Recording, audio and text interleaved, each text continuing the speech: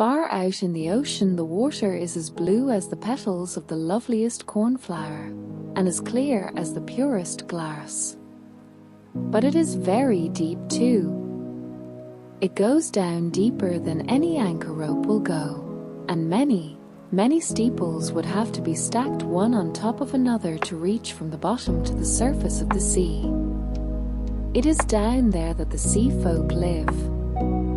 Now don't suppose that there are only bare white sands at the bottom of the sea. No, indeed. The most marvelous trees and flowers grow down there, with such pliant stalks and leaves that the least stir in the water makes them move about as though they were alive.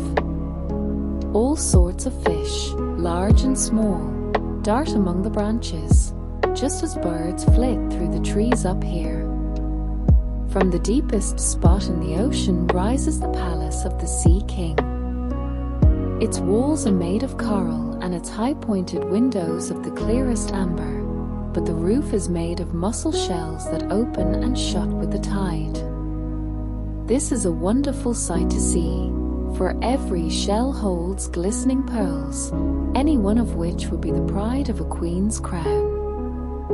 The Sea King down there had been a widower for years, and his old mother kept house for him. She was a clever woman, but very proud of her noble birth. Therefore she flaunted 12 oysters on her tail, while the other ladies of the court were only allowed to wear 6.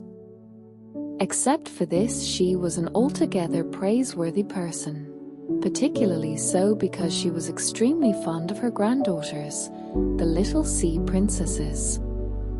They were 6 lovely girls, but the youngest was the most beautiful of them all. Her skin was as soft and tender as a rose petal, and her eyes were as blue as the deep sea, but like all the others she had no feet.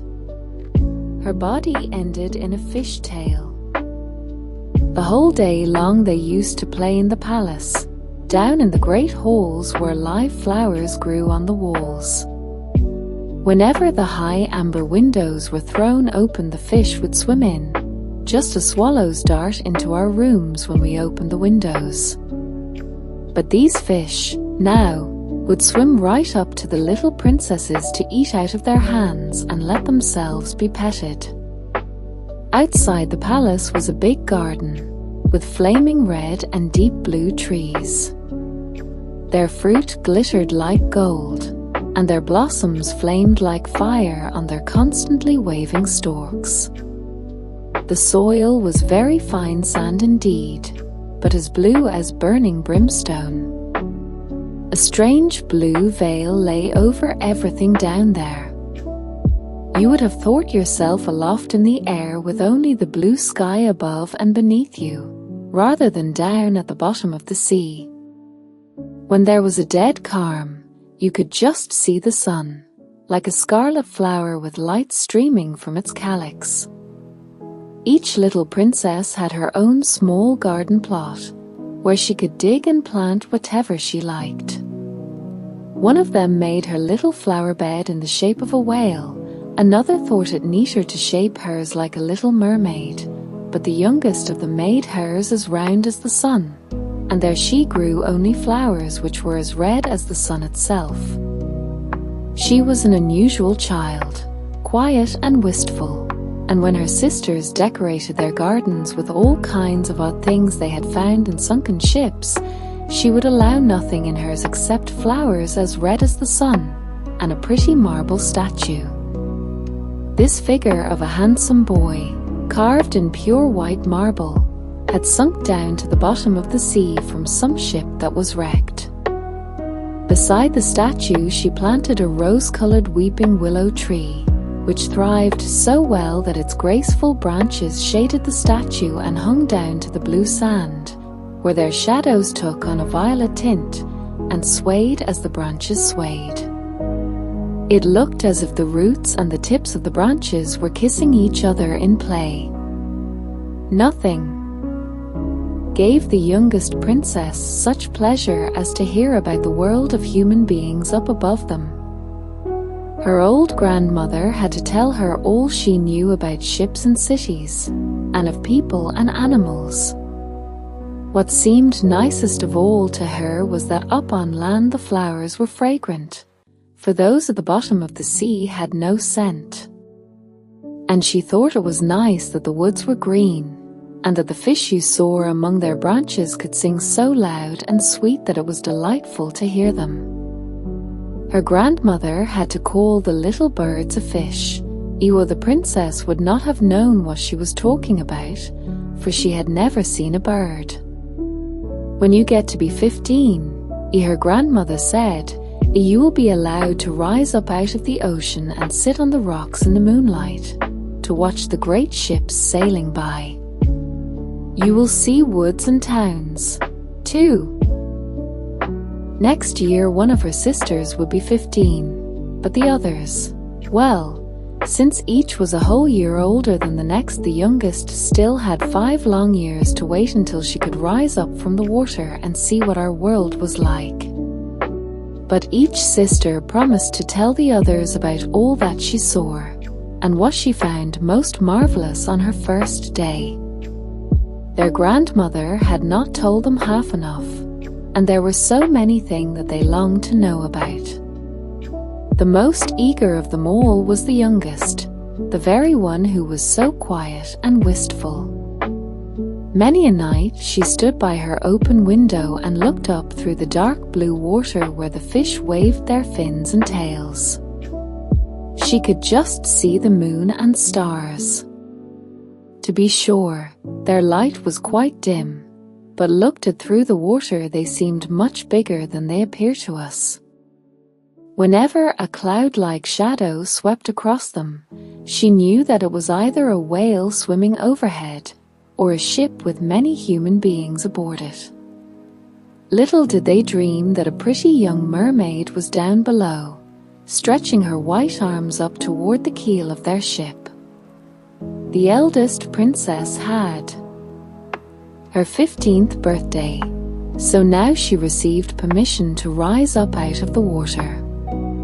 When she got back, she had 100 things to tell her sisters about, but the most marvelous thing of all, she said, was to lie on a sandbar in the moonlight when the sea was calm, and to gaze at the large city on the shore where the lights twinkled like hundreds of stars, to listen to music, to hear the chatter and clamor of carriages and people, to see so many church towers and spires, and to hear the ringing bells. Because she could not enter the city, that was just what she most dearly longed to do. Oh, how intently the youngest sister listened. After this, whenever she stood at her open window at night and looked up through the dark blue waters, she thought of that great city with all of its clatter and clamor, and even fancied that in these depths she could hear the church bells ring. The next year, her second sister had permission to rise up to the surface and swim wherever she pleased.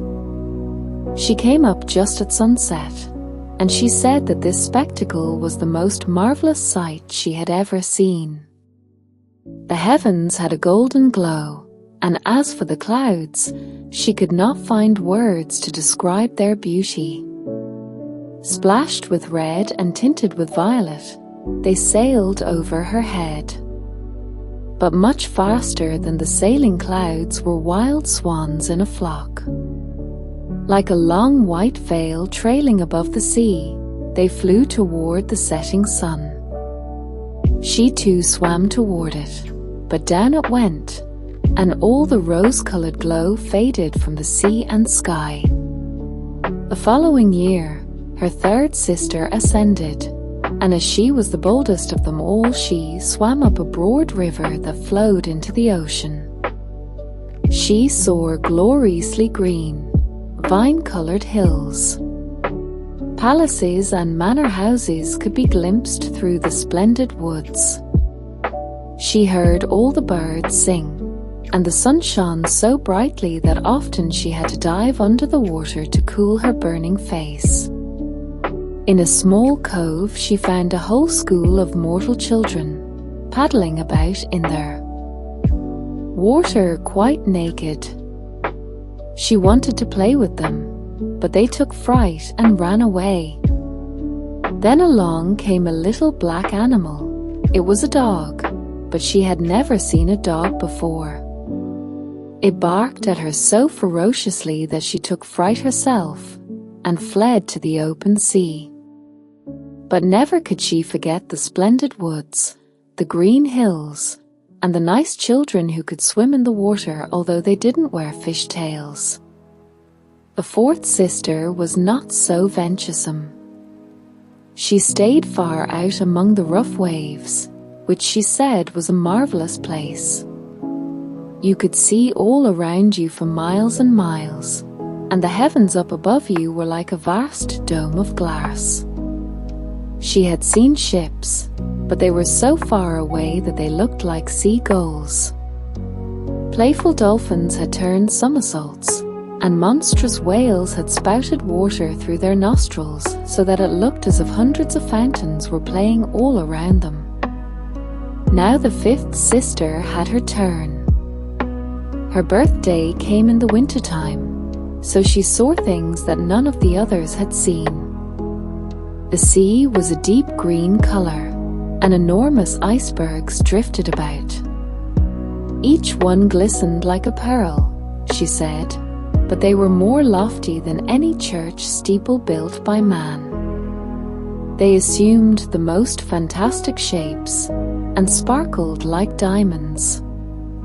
She had seated herself on the largest one, and all the ships that came sailing by sped away as soon as the frightened sailors saw her there with her long hair blowing in the wind. In the late evening, clouds filled the sky. Thunder cracked and lightning darted across the heavens. Black waves lifted those great bergs of ice on high, where they flashed when the lightning struck. On all the ships the sails were reefed, and there was fear and trembling. But quietly she sat there, upon her drifting iceberg, and watched the blue forked lightning strike the sea. Each of the sisters took delight in the lovely new sights when she first rose up to the surface of the sea. But when they became grown-up girls, who were allowed to go wherever they liked, they became indifferent to it. They would become homesick, and in a month they said that there was no place like the bottom of the sea where they felt so completely at home. On many an evening the older sisters would rise to the surface, arm in arm, all five in a row. They had beautiful voices, more charming than those of any mortal beings. When a storm was brewing, and they anticipated a shipwreck, they would swim before the ship and sing most seductively of how beautiful it was at the bottom of the ocean, trying to overcome the prejudice that the sailors had against coming down to them. But people could not understand their song, and mistook it for the voice of the storm. Nor was it for them to see the glories of the deep. When their ship went down, they were drowned, and it was as dead men that they reached the Sea King's palace. On the evenings when the mermaids rose through the water like this, arm in arm, their youngest sister stayed behind all alone, looking after them and wanting to weep.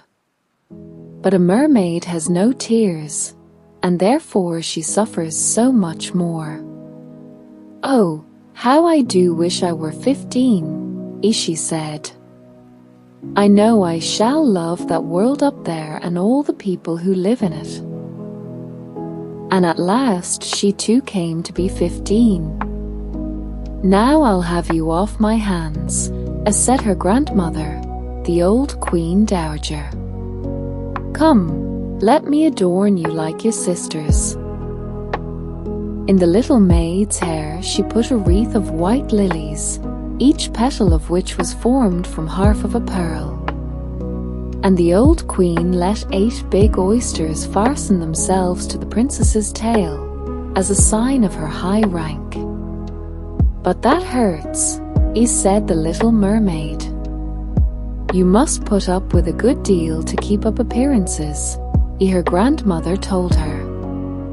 Oh, how gladly she would have shaken off all these decorations and laid aside the cumbersome wreath. The red flowers in her garden were much more becoming to her, but she didn't dare to make any changes. "Goodbye," she said, and up she went. Through the water, as light and as sparkling as a bubble. The sun had just gone down when her head rose above the surface, but the clouds still shone like gold and roses, and in the delicately tinted sky sparkled the clear gleam of the evening star. The air was mild and fresh and the sea unruffled. A great three-master lay in view with only one of all its sails set, for there was not even the whisper of a breeze, and the sailors idled about in the rigging and on the yards. There was music and singing on the ship, and as night came on they lighted hundreds of such brightly colored lanterns that one might have thought the flags of all nations were swinging in the air. The Little Mermaid swam right up to the window of the main cabin, and each time she rose with the swell she could peep in through the clear glass panes at the crowd of brilliantly dressed people within. The handsomest of them all was a young prince with big dark eyes. He could not be more than 16 years old. It was his birthday, and that was the reason for all the celebration. Up on deck the sailors were dancing, and when the prince appeared among them 100 or more rockets flew through the air, making it as bright as day. These startled the Little Mermaid so badly that she ducked under the water. But she soon peeped up again, and then it seemed as if all the stars in the sky were whirling around her. Never had she seen such fireworks. Great suns spun around, splendid firefish floated through the blue air, and all these things were mirrored in the crystal clear sea. It was so brilliantly bright that you could see every little rope of the ship, and the people could be seen distinctly. Oh, how handsome the young prince was! He laughed, and he smiled and shook people by the hand, while the music rang out in the perfect evening. It got very late, but the Little Mermaid could not take her eyes off the ship and the handsome prince. The brightly colored lanterns were put out. No more rockets flew. Now the Little Mermaid saw that people were in peril, and that she herself must take care to avoid the beams and wreckage tossed about by the sea. One moment it would be black as pitch, and she couldn't see a thing. Next moment the lightning would flash so brightly that she could distinguish every soul on board. Everyone was looking out for himself as best he could. She watched closely for the young prince, and when the ship split in two, she saw him sink down in the sea. At first she was overjoyed that he would be with her, but then she recalled that human people could not live under the water, and he could only visit her father's palace as a dead man. No, he should not die. So she swam in among all the floating planks and beams, completely forgetting that they might crush her. She dived through the waves and rode their crests, until at length she reached the young prince, who was no longer able to swim in that raging sea. His arms and legs were exhausted, his beautiful eyes were closing, and he would have died if the Little Mermaid had not come to help him. She held his head above water, and let the waves take them wherever the waves went. At daybreak, when the storm was over, not a trace of the ship was in view. The sun rose out of the waters, red and bright, and its beams seemed to bring the glow of life back to the cheeks of the prince, but his eyes remained closed. The mermaid kissed his high and shapely forehead. As she stroked his wet hair in place, It seemed to her that he looked like that marble statue in her little garden. She kissed him again and hoped that he would live. She saw dry land rise before her in high blue mountains, topped with snow as glistening white as if a flock of swans were resting there. Down by the shore were splendid green woods, and in the foreground stood a church, or perhaps a convent. She didn't know which, but anyway it was a building. Orange and lemon trees grew in its garden, and tall palm trees grew beside the gateway. Here, else knew, except a few more mermaids who told no one, except their most intimate friends. One of these friends knew who the prince was. She too had seen the birthday celebration on the ship. She knew where he came from and where his kingdom was. "Come, little sister," said the other princesses. Arm in arm, they rose from the water in a long row, right in front of where they knew the prince's palace stood. It was built of pale, glistening, golden stone with great marble staircases, one of which led down to the sea.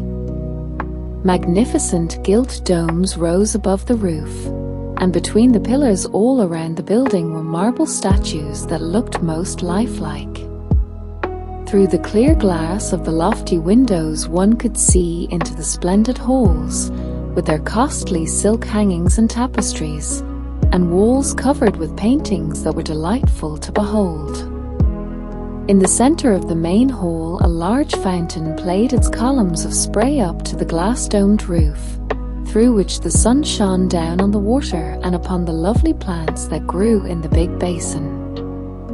Now that she knew where he lived, many an evening and many a night she spent there in the sea.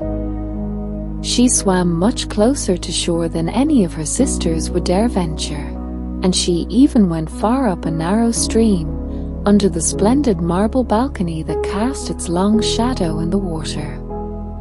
Here she used to sit and watch the young prince when he thought himself quite alone in the bright moonlight. On many evenings she saw him sail out in his fine boat, with music playing and flags a-flutter. She would peep out through the green rushes, and if the wind blew her long silver veil, anyone who saw it mistook it for a swan spreading its wings. On many nights she saw the fishermen come out to sea with their torches, and heard them tell about how kind the young prince was. This made her proud to think that it was she who had saved his life when he was buffeted about, half dead among the waves. And she thought of how softly his head rested on her breast, and how tenderly she had kissed him, though he knew nothing of all this nor could he even dream of it.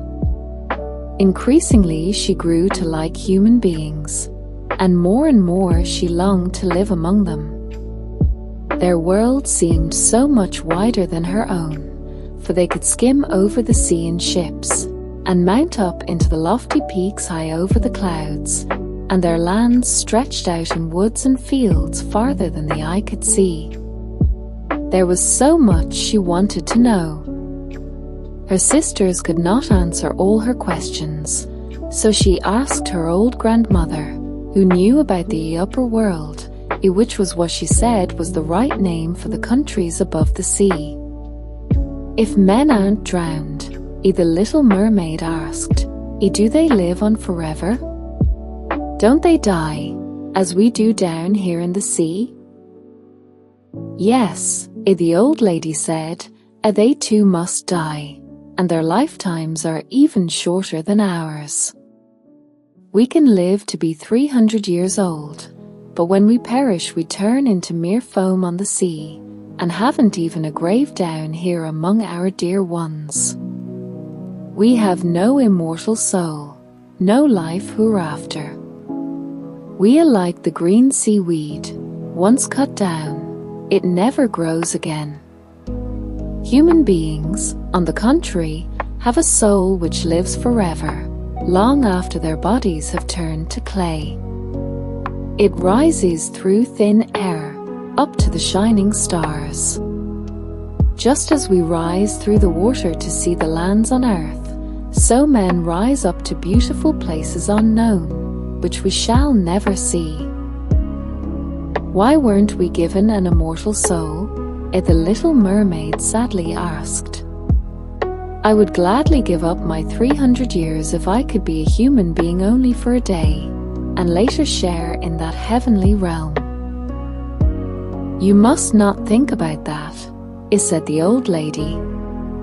We fare much more happily and are much better off than the folk up there. Then I must also die and float as foam upon the sea, not hearing the music of the waves, and seeing neither the beautiful flowers nor the red sun. Can't I do anything at all to win an immortal soul? No, her grandmother answered, and not unless a human being loved you so much that you meant more to him than his father and mother. If his every thought and his whole heart cleaved to you so that he would let a priest join his right hand to yours and would promise to be faithful here and throughout all eternity, then his soul would dwell in your body, and you would share in the happiness of mankind. He would give you a soul and yet keep his own. But that can never come to pass.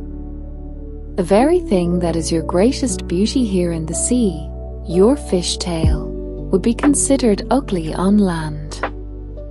They have such poor taste that to be thought beautiful though you have to have two awkward props which they call legs. The Little Mermaid sighed and looked unhappily at her fishtail. Come, let us be gay, the old lady said. Let us leap and bound throughout the 300 years that we have to live. Surely that is time and to spare, and afterwards we shall be glad enough to rest in our graves. We are holding a court ball this evening. This was a much more glorious affair than is ever to be seen on earth. The walls and the ceiling of the great ballroom were made of massive but transparent glass. Many hundreds of huge rose-red and grass-green shells stood on each side in rows, with the blue flames that burned in each shell illuminating the whole room and shining through the walls so clearly that it was quite bright in the sea outside. You could see the countless fish, great and small, swimming toward the glass walls. On some of them the scales gleamed purplish red, while others were silver and gold. Across the floor of the hall ran a wide stream of water, and upon this the mermaids and mermen danced to their own entrancing songs. Such beautiful voices are not to be heard among the people who live on land. The Little Mermaid sang more sweetly than anyone else, and everyone applauded her. For a moment her heart was happy, because she knew she had the loveliest voice of all, in the sea or on the land. But her thoughts soon strayed to the world up above. She could not forget the charming prince, nor her sorrow that she did not have an immortal soul like his. Therefore she stole out of her father's palace and, while everything there was song and gladness, she sat sadly in her own little garden. Then she heard a bugle call through the water, and she thought, that must mean he is sailing up there, he whom I love more than my father or mother, he of whom I am always thinking, and in whose hands I would so willingly trust my lifelong happiness. I dare do anything to win him and to gain an immortal soul. While my sisters are dancing here, in my father's palace, I shall visit the sea which of whom I have always been so afraid. Perhaps she will be able to advise me and help me. The Little Mermaid set out from her garden toward the whirlpools that raged in front of the witch's dwelling. She had never gone that way before. No flowers grew there, nor any seaweed, Bare and grey, the sands extended to the whirlpools, where like roaring mill wheels the waters whirled and snatched everything within their reach down to the bottom of the sea. Between these tumultuous whirlpools she had to thread her way to reach the witch's waters, and then for a long stretch the only trail lay through a hot seething mire, which the witch called a peat marsh. Beyond it her house lay in the middle of a weird forest, where all the trees and shrubs were polyps, half animal and half plant. They looked like 100-headed snakes growing out of the soil. All their branches were long, slimy arms, with fingers like wriggling worms. They squirmed, joint by joint, from their roots to their outermost tentacles, and whatever they could lay hold of they twined around and never let go. The little mermaid was terrified, and stopped at the edge of the forest. Her heart thumped with fear and she nearly turned back, but then she remembered the prince and the souls that men have. She summoned her courage. She bound her long flowing locks closely about her head so that the polyps could not catch hold of them, folded her arms across her breast, and darted through the water like a fish, in among the slimy polyps that stretched out their writhing arms and fingers to seize her. She saw that every one of them held something that it had caught with its hundreds of little tentacles, and to which it clung as with strong hoops of steel. The white bones of men who had perished at sea and sunk to these depths could be seen in the polyps' arms. Ships' rudders and seamen's chests, and the skeletons of land animals had also fallen into their clutches, but the most ghastly sight of all was a little mermaid whom they had caught and strangled. She reached a large muddy clearing in the forest, where big fat water snakes slithered about, showing their foul yellowish bellies. In the middle of this clearing was a house built of the bones of shipwrecked men, and there sat the sea witch, letting a toad eat out of her mouth just as we might feed sugar to a little canary bird. She called the ugly fat water snakes her little chickabiddies, and let them crawl and sprawl about on her spongy bosom. "I know exactly what you want," said the sea witch. "It is very foolish of you, but just the same you shall have your way, for it will bring you to grief, my proud princess. You want to get rid of your fishtail and have two props instead, so that you can walk about like a human creature, and have the young prince fall in love with you, and win him and an immortal soul besides." At this, the witch gave such a loud cackling laugh that the toad and the snakes were shaken to the ground, where they lay writhing. "You are just in time," said the witch. "After the sun comes up tomorrow, a whole year would have to go by before I could be of any help to you. Jay shall compound you a draught, and before sunrise you must swim to the shore with it, seat yourself on dry land, and drink. You lost your courage? Stick out your little tongue and I shall cut it off. I'll have my price, and you shall have the potent draught." "Go ahead," said the little mermaid. The witch hung her cauldron over the flames to brew the draught. "Cleanliness is a good thing," she said, as she tied her snakes in a knot and scoured out the pot with them. Then she pricked herself in the chest and let her black blood splash into the cauldron. Steam swirled up from it, in such ghastly shapes that anyone would have been terrified by them. The witch constantly threw new ingredients into the cauldron, and it started to boil with a sound like that of a crocodile shedding tears. When the draught was ready at last, it looked as clear as the purest water. "There's your draught," said the witch. And she cut off the tongue of the little mermaid, who now was dumb and could neither sing nor talk. "If the polyps should pounce on you when you walk back through my wood," the witch said, "just spill a drop of this brew upon them and their tentacles will break in 1,000 pieces." But there was no need of that, for the polyps curled up in terror as soon as they saw the bright draught. It glittered in the little mermaid's hand as if it were a shining star.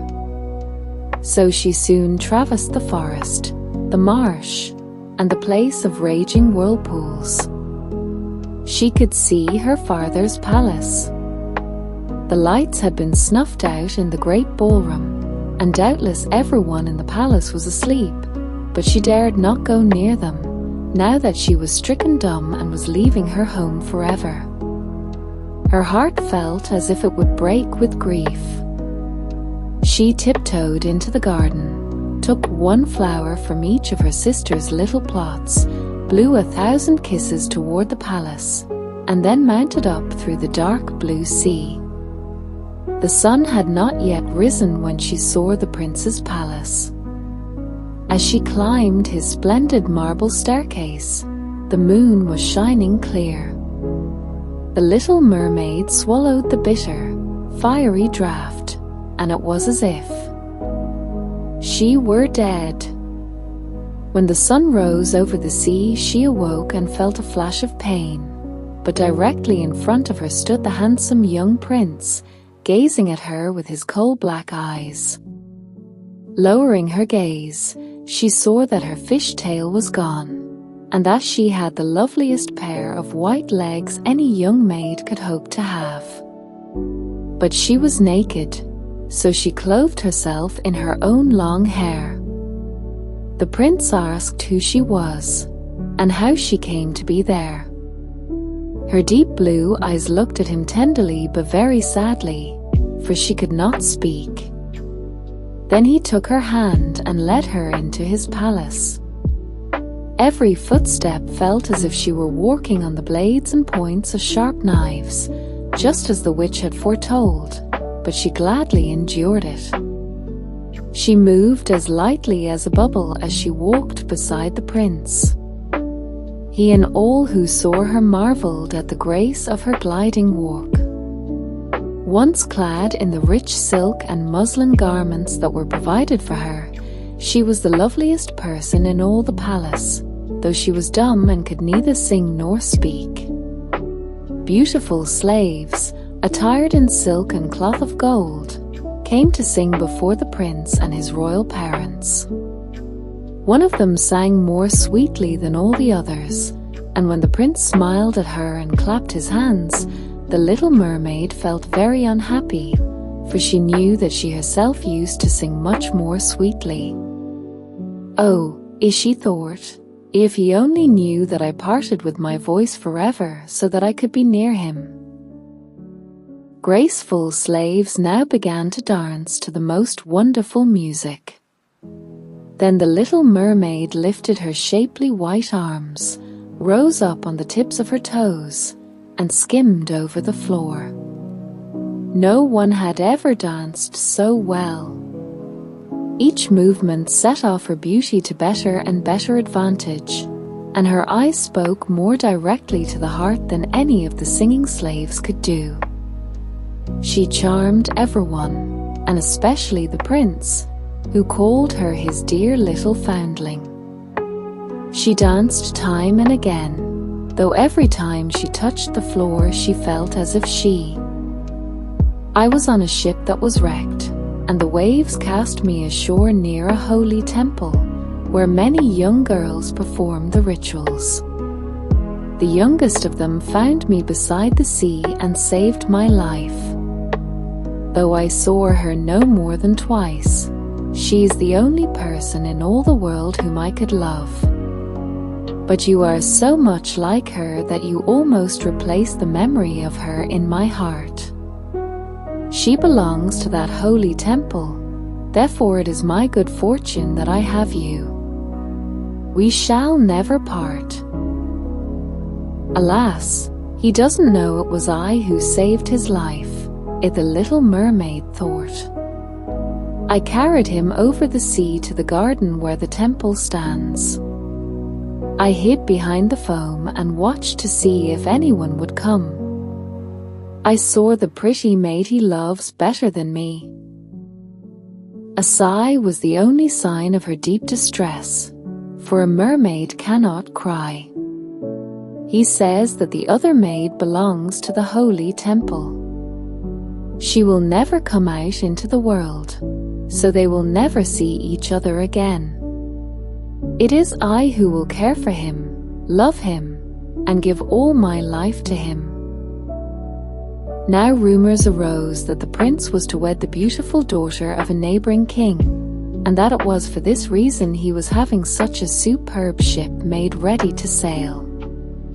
The rumor ran that the prince's real interest in visiting the neighboring kingdom was to see the king's daughter, and that he was to travel with a lordly retinue. The little mermaid shook her head and smiled, for she knew the prince's thoughts far better than anyone else did. I am forced to make this journey, he told her. I must visit the beautiful princess, for this is my parents' wish, but they would not have me bring her home as my bride against my own will, and I can never love her. She does not resemble the lovely maiden in the temple, as you do, and if I were to choose a bride, I would sooner choose you, my dear mute foundling with those telling eyes of yours. And he kissed her on the mouth, fingered her long hair, and laid his head against her heart so that she came to dream of mortal happiness and an immortal soul. I trust you aren't afraid of the sea, my silent child, he said, as they went on board the magnificent vessel that was to carry them to the land of the neighboring king. And he told her stories of storms, of ships becalmed, of strange deep-sea fish, and of the wonders the divers have seen. She smiled at such stories, for no one knew about the bottom of the sea as well as she did. In the clear moonlight, when everyone except the man at the helm was asleep, she sat on the side of the ship gazing down through the transparent water, and fancied she could catch glimpses of her father's palace. On the topmost tower stood her old grandmother, wearing her silver crown and looking up at the keel of the ship through the rushing waves. Then her sisters rose to the surface, looked at her sadly, and wrung their white hands. She smiled and waved, trying to let them know that all went well and that she was happy. But along came the cabin boy, and her sisters dived out of sight so quickly that the boy supposed the flash of white he had seen was merely foam on the sea. Next morning the ship came into the harbour of the neighbouring king's glorious city. All the church bells chimed, and trumpets were sounded from all the high towers, while the soldiers lined up with flying banners and glittering bayonets. Every day had a new festivity, as one ball or levee followed another, but the princess was still to appear. They said she was being brought up in some faraway sacred temple, where she was learning every royal virtue. But she came at last. The little mermaid was curious to see how beautiful this princess was, and she had to grant that a more exquisite figure she had never seen. The princess's skin was clear and fair, and behind the long, dark lashes her deep blue eyes were smiling and devoted. "It was you," the prince cried. "You are the one who saved me when I lay like a dead man beside the sea."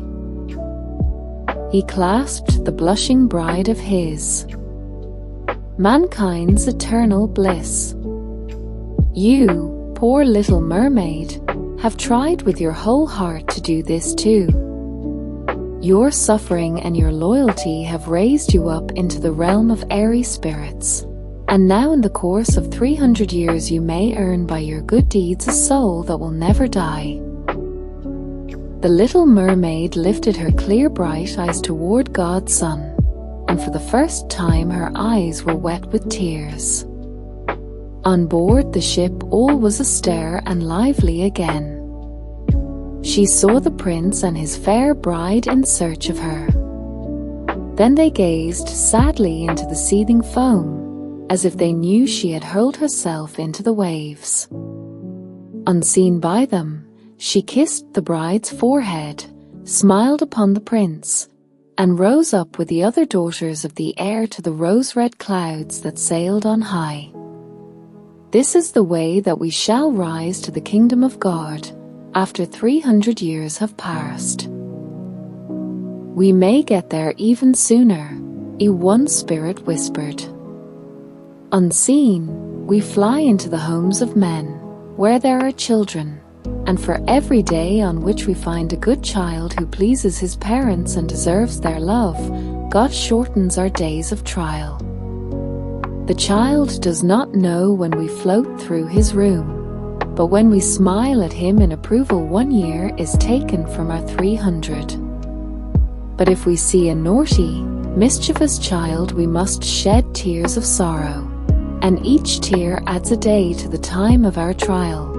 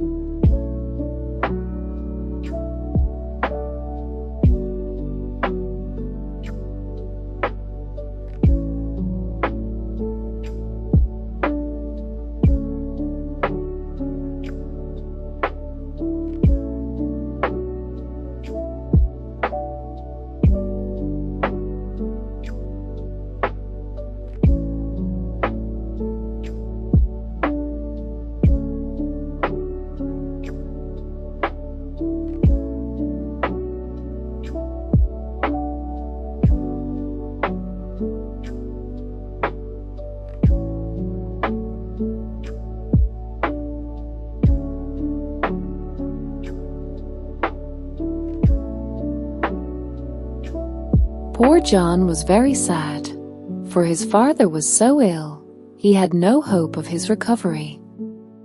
John sat alone with the sick man in the little room, and the lamp had nearly burnt out, for it was late in the night. "You have been a good son, John," said the sick father, "and God will help you on in the world." He looked at him, as he spoke, with mild, earnest eyes, drew a deep sigh, and died, yet it appeared as if he still slept. John wept bitterly. He had no one in the wide world now, neither father, mother, brother, nor sister. Poor John! He knelt down by the bed, kissed his dead father's hand, and wept many, many bitter tears. But at last his eyes closed, and he fell asleep with his head resting against the hard bedpost. Then he dreamed a strange dream. He thought he saw the sun shining upon him, and his father alive and well, and even heard him laughing as he used to do when he was very happy. A beautiful girl, with a golden crown on her head, and long, shining hair, gave him her hand, and his father said, "See what a bride you have won. She is the loveliest maiden on the whole earth." Then he awoke, and all the beautiful things vanished before his eyes. His father lay dead on the bed, and he was all alone. Poor John! During the following week the dead man was buried. The son walked behind the coffin which contained his father, whom he so dearly loved and would never again behold. He heard the earth fall on the coffin lid, and watched it till only a corner remained in sight, and at last that also disappeared. He felt as if his heart would break with its weight of sorrow, till those who stood round the grave sang a psalm, and the sweet, holy tones brought tears into his eyes, which relieved him. The sun shone brightly down on the green trees, as if it would say, "You must not be so sorrowful, John. Do you see the beautiful blue sky above you? Your father is up there, and he prays to the loving Father of all, that you may do well in the future." "I will always be good," said John. "And then I shall go to be with my Father in heaven. What joy it will be when we see each other again! How much I shall have to relate to him, and how many things he will be able to explain to me of the delights of heaven, and teach me as he once did on earth. Oh, what joy it will be!" He pictured it all so plainly to himself, that he smiled even while the tears ran down his cheeks. The little birds in the chestnut trees twittered, "Tweet, tweet." They were so happy, although they had seen the funeral, but they seemed as if they knew that the dead man was now in heaven, and that he had wings much larger and more beautiful than their own, and he was happy now because he had been good here on earth, and they were glad of it. John saw them fly away out of the green trees into the wide world, and he longed to fly with them. But first he cut out a large wooden cross to place on his father's grave, and when he brought it there in the evening, he found the grave decked out with gravel and flowers. Strangers had done this, they who had known the good old father who was now dead, and who had loved him very much. Early the next morning, John packed up his little bundle of clothes, and placed all his money, which consisted of $50 and a few shillings, in his girdle. With this he determined to try his fortune in the world. But first he went into the churchyard, and, by his father's grave, he offered up a prayer, and said, "Fee well." As he passed through the fields, all the flowers looked fresh and beautiful in the warm sunshine, and nodded in the wind, as if they wished to say, "Welcome to the green wood, where all is fresh and bright." Then John turned to have one more look at the old church, in which he had been christened in his infancy, and where his father had taken him every Sunday to hear the service and join in singing the psalms. As he looked at the old tower, he espied the ringer standing at one of the narrow openings, with his little pointed red cap on his head, and shading his eyes from the sun with his bent arm.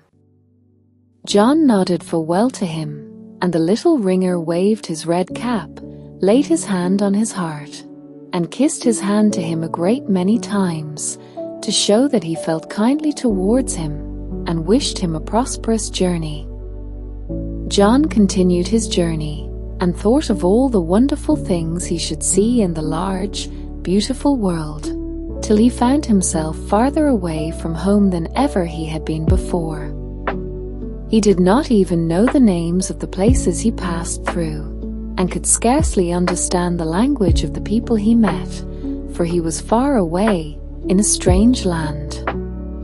The first night he slept on a haystack, out in the fields, for there was no other bed for him, but it seemed to him so nice and comfortable that even a king need not wish for a better. The field, the brook, the haystack, with the blue sky above, formed a beautiful sleeping room. The green grass, with the little red and white flowers, was the carpet. The elder bushes and the hedges of wild roses looked like garlands on the walls, and for a bath he could have the clear, fresh water of the brook, while the rushes bowed their heads to him, to wish him good morning and good evening. The moon, like a large lamp, hung high up in the blue ceiling, and he had no fear of its setting fire to his curtains.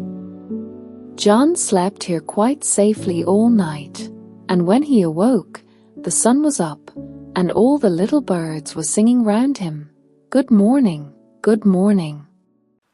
Are you not up yet?" It was Sunday, and the bells were ringing for church. As the people went in, John followed them. He heard God's word, joined in singing the psalms, and listened to the preacher. It seemed to him just as if he were in his own church, where he had been christened, and had sung the psalms with his father. Out in the churchyard were several graves, and on some of them the grass had grown very high. John thought of his father's grave, which he knew at last would look like these, as he was not there to weed and attend to it. Then he set to work, pulled up the high grass, raised the wooden crosses which had fallen down, and replaced the reeds which had been blown away from their places by the wind, thinking all the time, "Perhaps someone is doing the same for my father's grave, as I am not there to do it." Outside the church door stood an old beggar, leaning on his crutch. John gave him his silver shillings, and then he continued his journey, feeling lighter and happier than ever. Towards evening, the weather became very stormy, and he hastened on as quickly as he could to get shelter, but it was quite dark by the time he reached a little lonely church which stood on a hill. "I will go in here," he said, "and sit down in a corner, for I am quite tired and want rest." So he went in and seated himself. Then he folded his hands and offered up his evening prayer, and was soon fast asleep and dreaming, while the thunder rolled and the lightning flashed without. When he awoke, it was still night, but the storm had ceased, and the moon shone in upon him through the windows. Then he saw an open coffin standing in the center of the church, which contained a dead man, waiting for burial. John was not at all timid. He had a good conscience, and he knew also that the dead can never injure anyone. It is living wicked men who do harm to others. Two such wicked persons stood now by the dead man, who had been brought to the church to be buried. Their evil intentions were to throw the poor dead body outside the church door, and not leave him to rest in his coffin. "Why do you do this?" asked John, when he saw what they were going to do. "It is very wicked. Leave him to rest in peace, in Christ's name." "Nonsense," replied the two dreadful men. "He has cheated us. He owed us money which he could not pay, and now he is dead we shall not get a penny. So we mean to have our revenge, and let him lie like a dog outside the church door." "I have only $50, said John. "It is all I possess in the world, but I will give it to you if you will promise me faithfully to leave the dead man in peace. I shall be able to get on without the money. I have strong and healthy limbs, and God will always help me." "Why, of course," said the horrid men. "If you will pay his debt, we will both promise not to touch him. You may depend upon that." And then they took the money he offered them, laughed at him for his good nature, and went their way. Then he laid the dead body back in the coffin, folded the hands, and took leave of it, and went away contentedly through the great forest. All around him he could see the prettiest little elves dancing in the moonlight, which shone through the trees. They were not disturbed by his appearance, for they knew he was good and harmless among men. They are wicked people only who can never obtain a glimpse of fairies. Some of them were not taller than the breadth of a finger, and they wore golden combs in their long, yellow hair. They were rocking themselves two together on the large dewdrops with which the leaves and the high grass was sprinkled. Sometimes the dewdrops would roll away, and then they fell down between the stems of the long grass, and caused a great deal of laughing and noise among the other little people. It was quite charming to watch them at play. Then they sang songs, and John remembered that he had learnt those pretty songs when he was a little boy. Large speckled spiders, with silver crowns on their heads, were employed to spin suspension bridges and palaces from one hedge to another, and when the tiny drops fell upon them, they glittered in the moonlight like shining glass. This continued till sunrise. Then the little elves crept into the flower buds, and the wind seized the bridges and palaces, and fluttered them in the air like cobwebs. As John left the wood, a strong man's voice called after him, "Hello, comrade, where are you traveling?" "Into the wide world," he replied. "I am only a poor lad. I have neither father nor mother, but God will help me." "I am going into the wide world also," replied the stranger. "Shall we keep each other company?" "With all my heart," he said, and so they went on together. Soon they began to like each other very much, for they were both good, but John found out that the stranger was much more clever than himself. He had travelled all over the world, and could describe almost everything. The sun was high in the heavens when they seated themselves under a large tree to eat their breakfast, and at the same moment an old woman came towards them. She was very old and almost bent double. She leaned upon a stick and carried on her back a bundle of firewood, which she had collected in the forest. Her apron was tied round it, and John saw 3 great stems of fern and some willow twigs peeping out. Just as she came close up to them, her foot slipped and she fell to the ground screaming loudly. Poor old woman, she had broken her leg. John proposed directly that they should carry the old woman home to her cottage, but the stranger opened his knapsack and took out a box, in which he said he had a salve that would quickly make her leg well and strong again, so that she would be able to walk home herself, as if her leg had never been broken. And all that he would ask in return was the 3 fern stems which she carried in her apron. "That is rather too high a price," said the old woman, nodding her head quite strangely. She did not seem at all inclined to part with the fern stems. However, it was not very agreeable to lie there with a broken leg, so she gave them to him, and such was the power of the ointment, that no sooner had he rubbed her leg with it than the old mother rose up and walked even better than she had done before. But then this wonderful ointment could not be bought at a chemist's. "What can you want with those 3 fern rods?" asked John of his fellow traveler.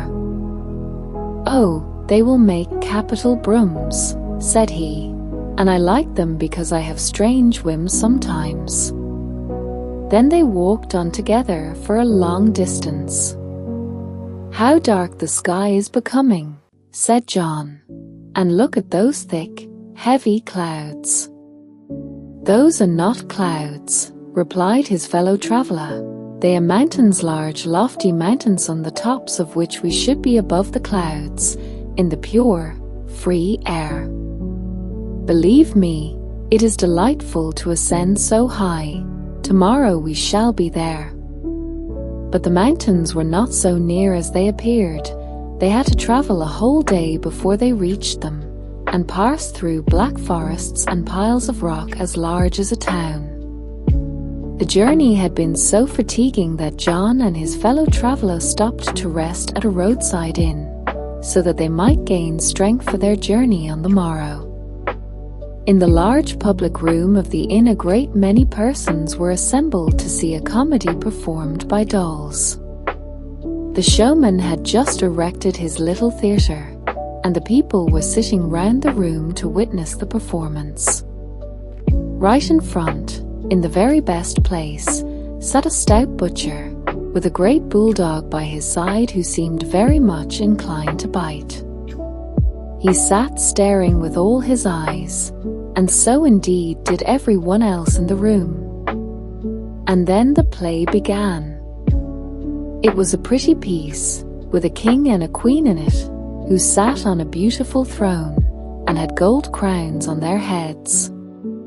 The trains to their dresses were very long, according to the fashion, while the prettiest of wooden dolls, with glass eyes and large moustaches, stood at the doors, and opened and shut them, that the fresh air might come into the room. It was a very pleasant play, not at all mournful, but just as the queen stood up and walked across the stage, the great bulldog, who should have been held back by his master, made a spring forward, and caught the queen in the teeth by the slender wrist, so that it snapped in two. This was a very dreadful disaster. The poor man, who was exhibiting their dolls, was much annoyed, and quite sad about his queen. She was the prettiest doll he had, and the bulldog had broken her head and shoulders off. But after all the people were gone away, the stranger, who came with John, said that he could soon set her to rights. And then he brought out his box and rubbed the doll with some of the salve with which he had cured the old woman when she broke her leg. As soon as this was done, the doll's back became quite right again. Her head and shoulders were fixed on, and she could even move her limbs herself. There was now no occasion to pull the wires, for the doll acted just like a living creature, excepting that she could not speak. The man to whom the show belonged was quite delighted at having a doll who could dance of herself without being pulled by the wires. None of the other dolls could do this. During the night, when all the people at the inn were gone to bed, someone was heard to sigh so deeply and painfully, and the sighing continued for so long a time, that every one got up to see what could be the matter. The showman went at once to his little theatre and found that it proceeded from the dolls, who all lay on the floor sighing piteously, and staring with their glass eyes. They all wanted to be rubbed with the ointment, so that, like the queen, they might be able to move of themselves. The queen threw herself on her knees, took off her beautiful crown, and, holding it in her hand, cried, "Take this from me, but do rob my husband and his courtiers." The poor man who owned the theatre could scarcely refrain from weeping. He was so sorry that he could not help them. Then he immediately spoke to John's comrade and promised him all the money he might receive at the next evening's performance if he would only rub the ointment on 4 or 5 of his dolls. But the fellow traveller said he did not require anything in return, excepting the sword which the showman wore by his side. As soon as he received the sword, he anointed like silver. In the midst of the city stood a splendid marble palace, roofed with pure red gold, in which dwelt the king. John and his companion would not go into the town immediately, so they stopped at an inn outside the town to change their clothes, for they wished to appear respectable as they walked through the streets. The landlord told them that the king was a very good man, who never injured anyone, but as to his daughter, heaven defend us. She was indeed a wicked princess. She possessed beauty enough, nobody could be more elegant or prettier than she was. But what of that? For she was a wicked witch, and in consequence of her conduct many noble young princes had lost their lives. Anyone was at liberty to make her an offer. Were he a prince or a beggar, it mattered not to her. She would ask him to guess 3 things which she had just thought of, and if he succeed, he was to marry her, and be king over all the land when her father died. But if he could not guess these 3 things, then she ordered him to be hanged or to have his head cut off. The old king, her father, was very much grieved at her conduct, but he could not prevent her from being so wicked, because he once said he would have nothing more to do with her lovers. She might do as she pleased.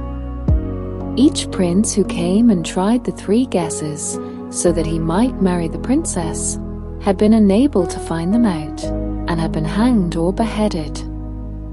They had all been warned in time, and might have left her alone, if they would. The old king became at last so distressed at all these dreadful circumstances, that for a whole day every year he and his soldiers knelt and prayed that the princess might become good, but she continued as wicked as ever. The old women who drank brandy would colour it quite black before they drank it, to show how they mourned, and what more could they do? "What a horrible princess," said John. "She ought to be well flogged. If I were the old king, I would have her punished in some way." Just then they heard the people outside shouting, "Hurrah!" And, looking out, they saw the princess passing by, and she was really so beautiful that everybody forgot her wickedness, and shouted hurrah.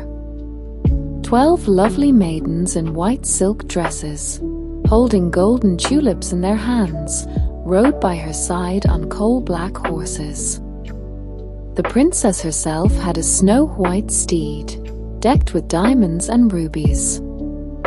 Her dress was of cloth of gold, and the whip she held in her hand looked like a sunbeam. The golden crown on her head glittered like the stars of heaven, and her mantle was formed of thousands of butterflies' wings sewn together. Yet she herself was more beautiful than all. When John saw her, his face became as red as a drop of blood, and he could scarcely utter a word. The princess looked exactly like the beautiful lady with the golden crown, of whom he had dreamed on the night his father died. She appeared to him so lovely that he could not help loving her. It could not be true, he thought, that she was really a wicked witch, who ordered people to be hanged or beheaded if they could not guess her thoughts. Every one has permission to go and ask her hand, even the poorest beggar. "I shall pay a visit to the palace," he said. "I must go, for I cannot help myself." Then they all advised him not to attempt it, for he would be sure to share the same fate as the rest. His fellow traveler also tried to persuade him against it, but John seemed quite sure of success. He brushed his shoes and his coat, washed his face and his hands, combed his soft flaxen hair, and then went out alone into the town and walked to the palace. "Come in," said the king, as John knocked at the door. John opened it, and the old king, in a dressing gown and embroidered slippers, came towards him. He had the crown on his head, carried his scepter in one hand, and the orb in the other. "Wait a bit," said he, and he placed the orb under his arm, so that he could offer the other hand to John. But when he found that John was another suitor, he began to weep so violently that both the scepter and the orb fell to the floor, and he was obliged to wipe his eyes with his dressing gown. "Poor old king! Let her alone," he said. "You will fare as badly as all the others. Come, I will show you." Then he led him out into the princess's pleasure gardens, and there he saw a frightful sight. On every tree hung 3 or 4 king's sons who had wooed the princess, but had not been able to guess the riddles she gave them. Their skeletons rattled in every breeze, so that the terrified birds never dared to venture into the garden. All the flowers were supported by human bones instead of sticks, and human skulls in the flower pots grinned horribly. It was really a doleful garden for a princess. "Do you see all this?" said the old king. "Your fate will be the same as those who are here, therefore do not attempt it. You really make me very unhappy. I take these things to heart so very much." John kissed the good old king's hand, and said he was sure it would be all right, for he was quite enchanted with the beautiful princess. Then the princess herself came riding into the palace yard with all her ladies, and he wished her good morning. She looked wonderfully fair and lovely when she offered her hand to John, and he loved her more than ever. How could she be a wicked witch, as all the people asserted? He accompanied her into the hall, and the little pages offered them gingerbread nuts and sweetmeats, but the old king was so unhappy he could eat nothing, and besides, gingerbread nuts were too hard for him. It was decided that John should come to the palace the next day, when the judges and the whole of the councillors would be present, to try if he could guess the first riddle. If he succeeded, he would have to come a second time, but if not, he would lose his life, and no one had ever been able to guess even one.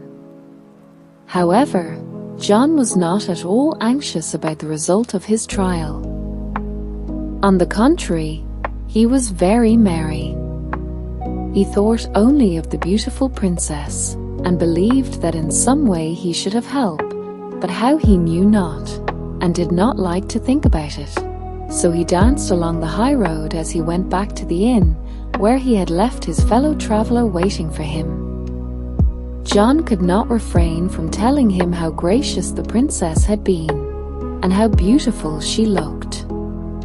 He longed for the next day so much that he might go to the palace and try his luck at guessing the riddles. But his comrade shook his head and looked very mournful. "I do so wish you to do well," said he. "We might have continued together much longer, and now I am likely to lose you, you poor dear John.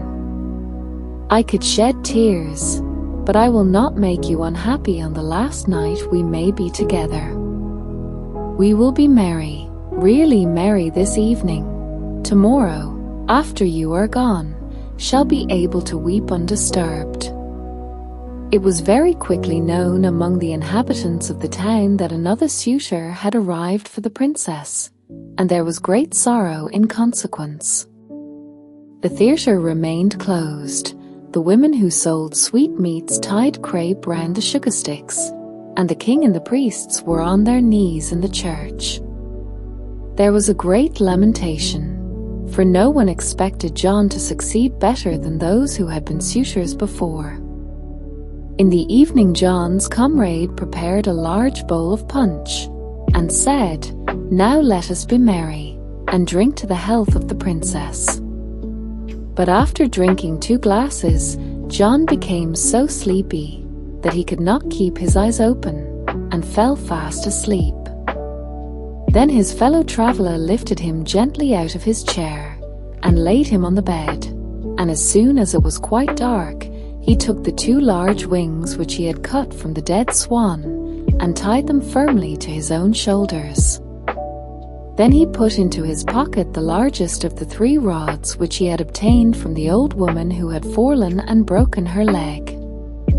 After this he opened the window, and flew away over the town, straight towards the palace, and seated himself in a corner, under the window which looked into the bedroom of the princess.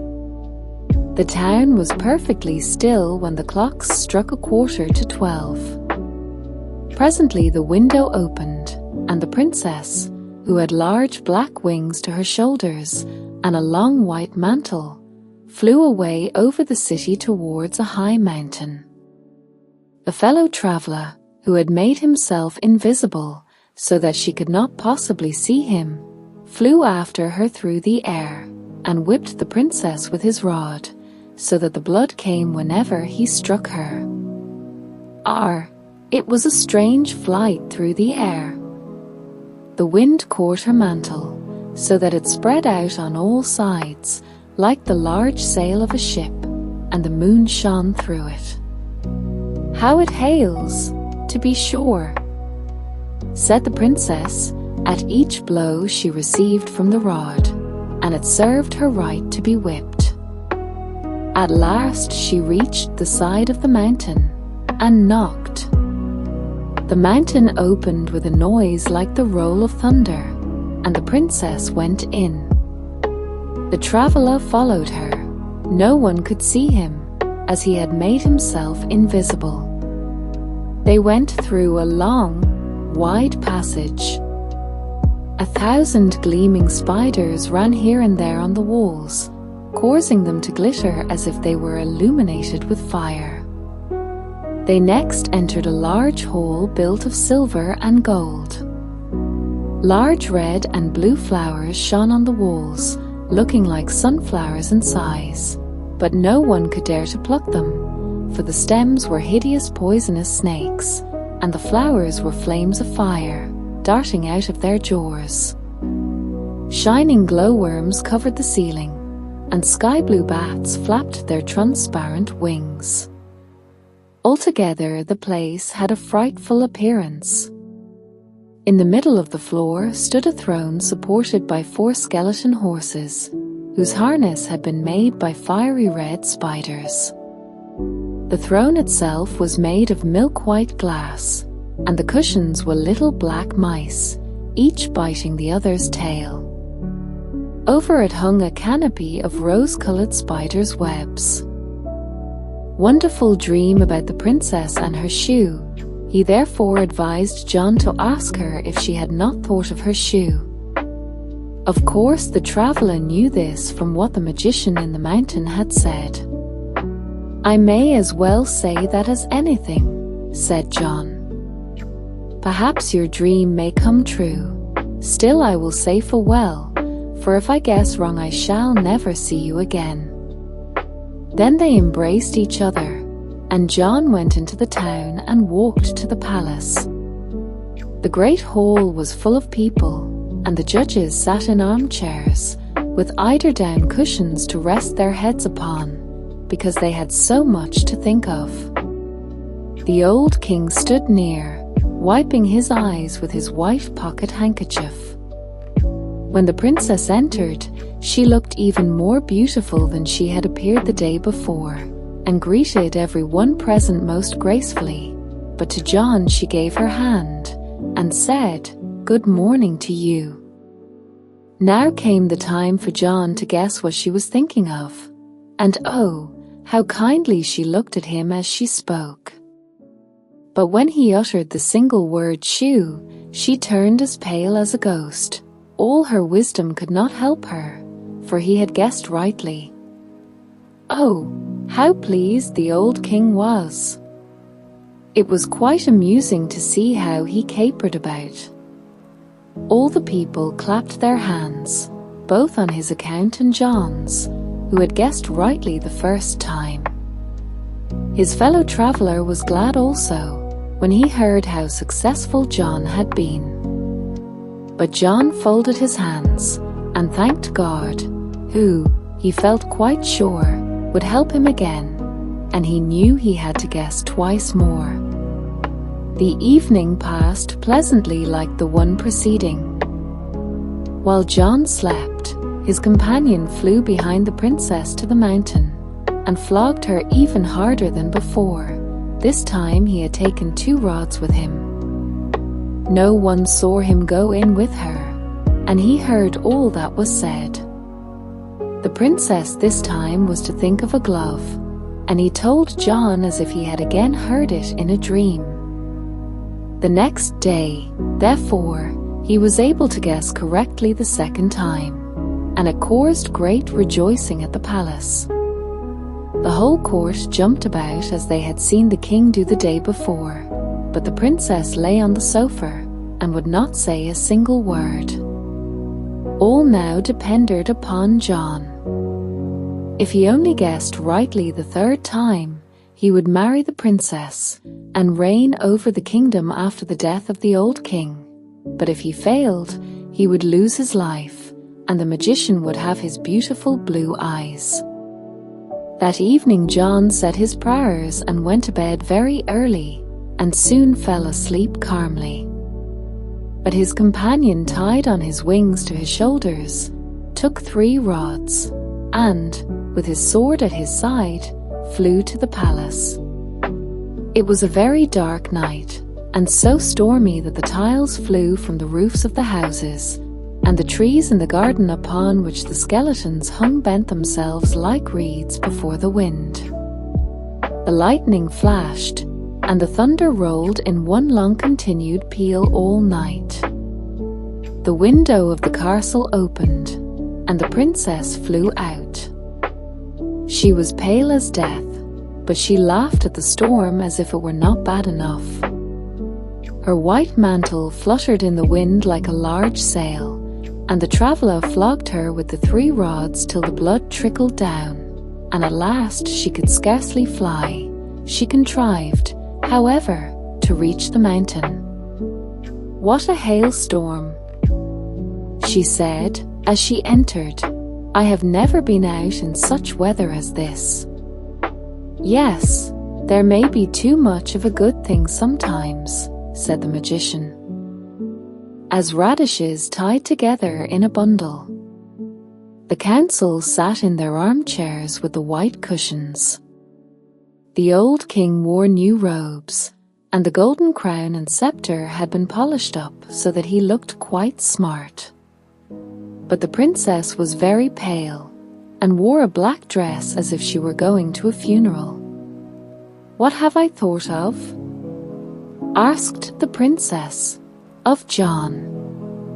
He immediately untied the handkerchief, and was himself quite frightened when he saw the head of the ugly magician.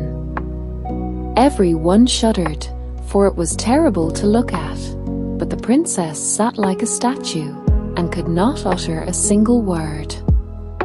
At length she rose and gave John her hand, for he had guessed rightly. She looked at no one, but sighed deeply, and said, "You are my master now. This evening our marriage must take place." "I am very pleased to hear it," said the old king. "It is just what I wish." Then all the people shouted hurrah. The band played music in the streets, the bells rang, and the cake women took the black crepe off the sugar sticks. there was universal joy. 3 oxen, stuffed with ducks and chickens, were roasted whole in the marketplace, where everyone might help himself to a slice. A fountain spouted forth the most delicious wine, and whoever bought a penny loaf at the baker's received 6 large buns, full of raisins, as a present. In the evening the whole town was illuminated. The soldiers fired off cannons, and the boys let off crackers. There was eating and drinking, dancing and jumping everywhere. In the palace, the high-born gentlemen and beautiful ladies danced with each other, and they could be heard at a great distance singing the following song. Here are maidens, young and fair, dancing in the summer air, like 2 spinning wheels at play. Pretty maidens dance away, dance the spring and summer through, till the sole falls from your shoe. But the princess was still a witch, and she could not love John. His fellow traveler had thought of that, so he gave John 3 feathers out of the swan's wings and a little bottle with a few drops in it. He told him to place a large bath full of water by the princess's bed and put the feathers and the drops into it. Then, at the moment she was about to get into bed, he must give her a little push so that she might fall into the water, and then dip her 3 times. This would destroy the power of the magician, and she would love him very much.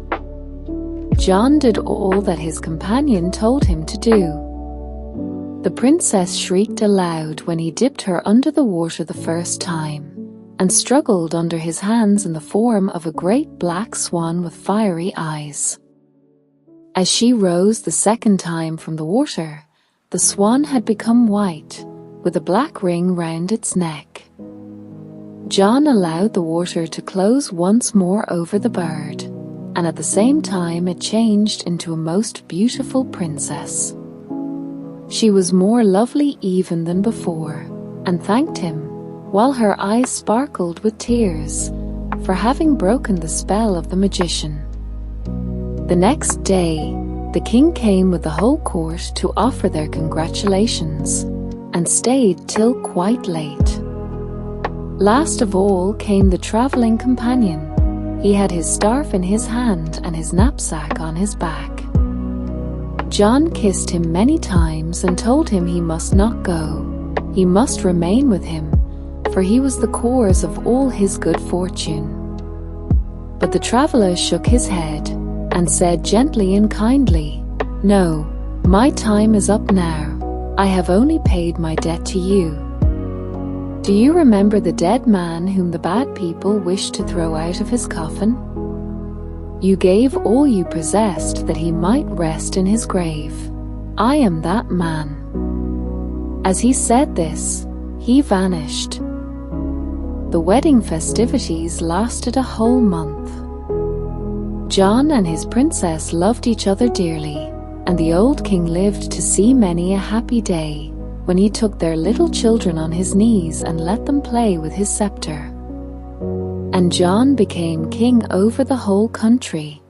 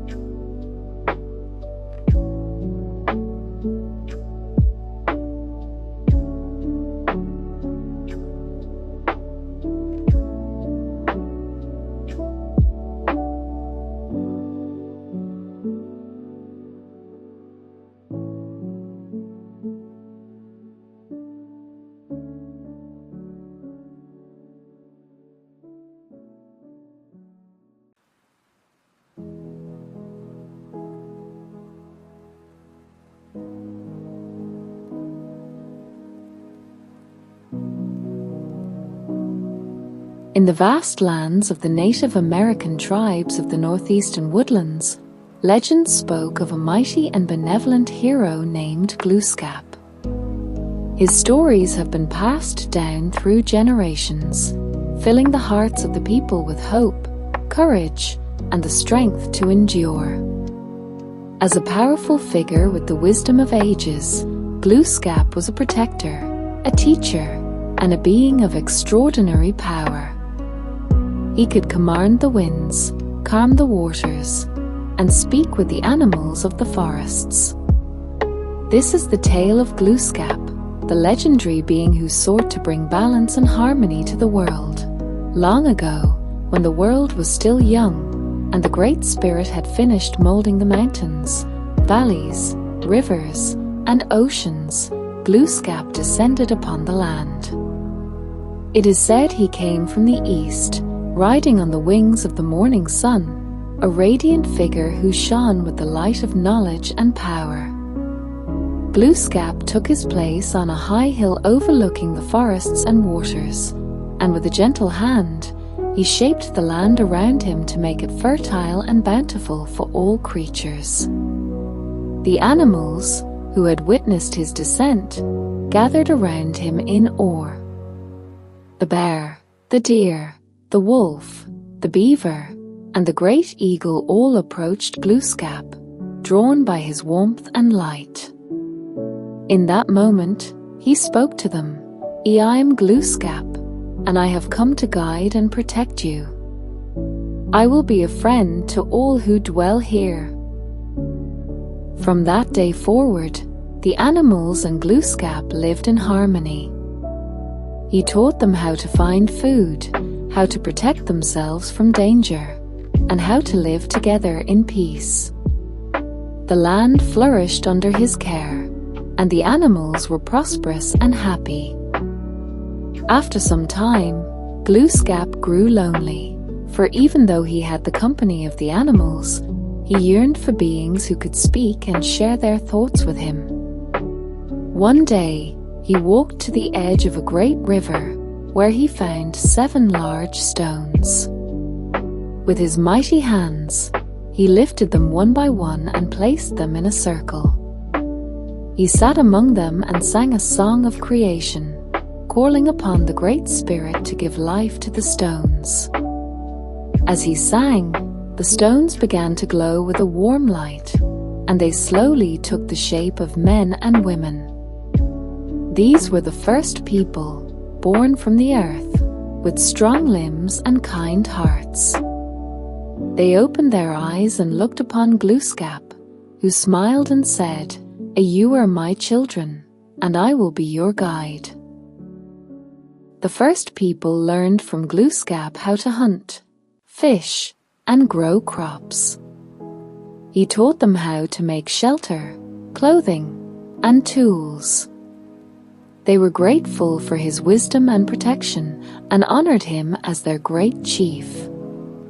Glooscap watched over them, ensuring that they treated the land with respect and that they lived in harmony with the animals and each other. However, all was not peaceful, for there existed another being who despised Glooscap's teachings.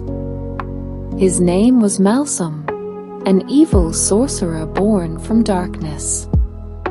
Malsum sought to spread chaos and destruction, and he desired to rule over the world in Glooscap's place. The people feared him, for he brought sickness, hunger, and discord wherever he went. Glooscap, upon learning of Malsum's wickedness, confronted him on the highest peak of the mountains. "Why do you spread suffering among the people?" he asked.